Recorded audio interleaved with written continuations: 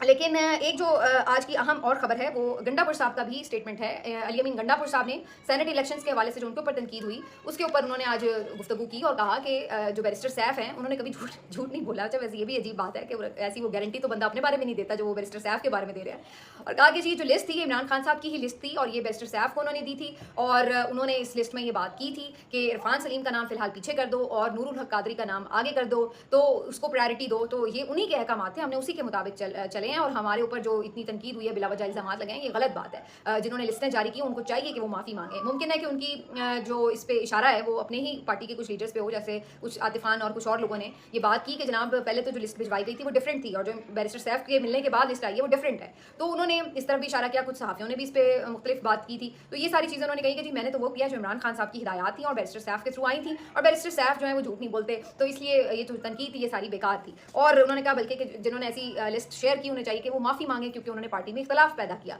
अब आप देखिए कि पहली बात तो ये कि अगर इमरान खान साहब ने ही वो लिस्ट फाइनल कर दी थी तो फिर उसके बाद तो कोई बहस मुबाहिसे की गुंजाइश ही नहीं थी, फिर कमेटियों में मुशावरत किस बात पे हो रही थी। दूसरी बात ये कि इमरान खान साहब ने मुमकिन है ये कहा हो कि भाई आपने इसको प्रेफरेंस देनी है इसको नहीं, लेकिन क्या ये भी इमरान खान का फैसला था कि आपने बिला मुकाबला इंतखाब लड़ना है? इसके ऊपर कोई वजाहत सामने नहीं आई कि इमरान खान साहब ने लिस्ट तो कुछ लोगों की अप्रूव की, लेकिन क्या ये भी उन्होंने हिदायत की कि आप अपोजिशन के साथ मुकमुका कर लें? मेरे लिए हैरान कुन बात है अगर इमरान खान साहब ने ये भी हिदायत की हो। इसके साथ